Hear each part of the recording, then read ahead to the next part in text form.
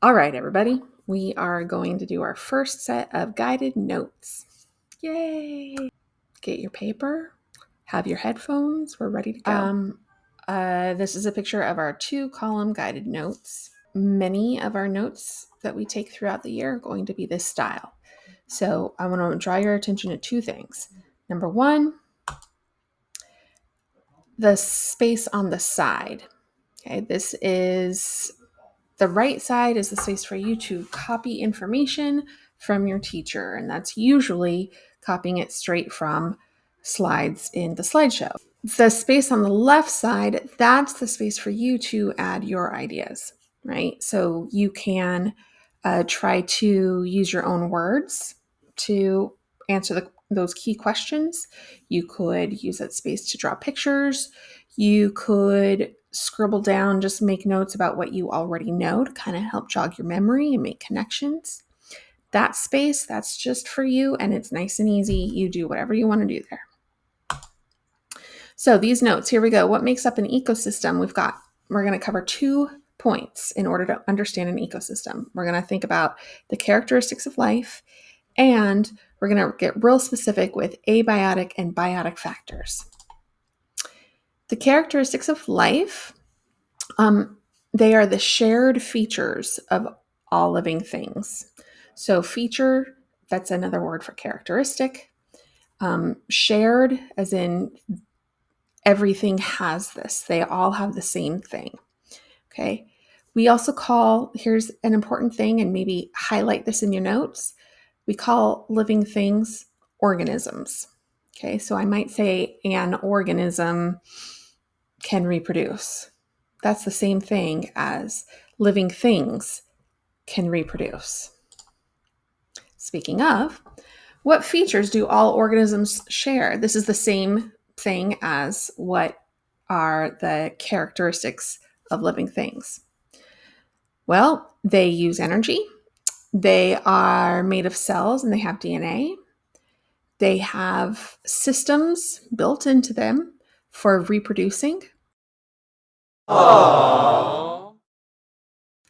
They have systems for responding to their environment, right? So if it gets really, really hot outside, some plants their leaves will get smaller so that they don't lose so much water. If there's a predator around, maybe an animal will run away so they can respond to their environment. Next up is an ecosystem. So that word ecosystem. An ecosystem is basically made up of living and non-living parts, right? And they all interact with each other. These parts, we call them biotic and abiotic factors. The word factor just means piece or part. So here's a picture that describes, kind of helps you understand. In the middle, we have an ecosystem. It's a lovely little forest with bears and trees. We see the snowy mountains in the background, the river, the rocks, the grass. There's even some like clouds in the background. On the left, we have biotic factors. So we're looking at only the biotic factors that are part of that ecosystem. The bears, the grass, the trees, the eagles, or the birds that are flying. And on the right, we have the abiotic factors. So this is the picture of just the things that are not part of those living organisms, right? So we've got rocks, we've got the water of the river, we've got the dirt of the ground, the mountains, the snow, the clouds, the blue sky, okay? Biotic factors. So biotic factors, these are the things in the environment, in the ecosystem that are currently, right now, or they used to be living. So an insect, if it's alive now, it's a biotic factor. If it is dead now, well, it used to be living, so it's still a biotic factor.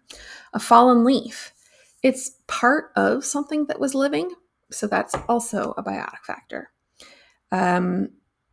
Feathers, part of something that was living, and a rotting log.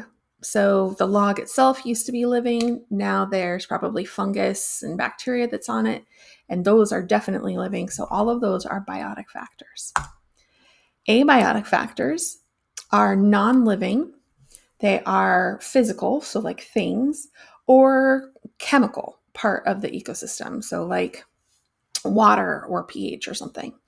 These abiotic factors were never alive and they've never been part of a living thing.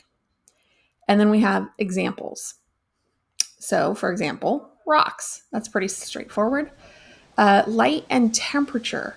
Those are the kinds of things that are kind of chemical parts of the ecosystem. Water, weather. Is it raining? Is it windy? pH of the soil. So if it's acidic or if it's very alkaline, that's the pH of the soil. Trash. This is kind of an extra example I just threw in there. When we litter, that plastic stuff, those are abiotic factors. And then poop. The bacteria that's alive in poop, those are alive and that's biotic. But the leftover food in poop, that is abiotic. So we've made it to the end. We're at the bottom of your notes. And your task now is to summarize what you learned. Okay. These are your words. It does not have to be a complete sentence, but it does need to be a complete idea. So write a summary that includes the terms organism, biotic factor, abiotic factor, and ecosystem. And this picture here I have on the right-hand side is some inspiration, right? There's some examples of abiotic factors, which are non-living things in the ecosystem. There on the bottom, there's examples of biotic factors. And we have a few examples of all of them. And biotic factors are living or once living things in an ecosystem. Some examples are animals, plants, and dead organisms. Once you have summarized your notes, you are done.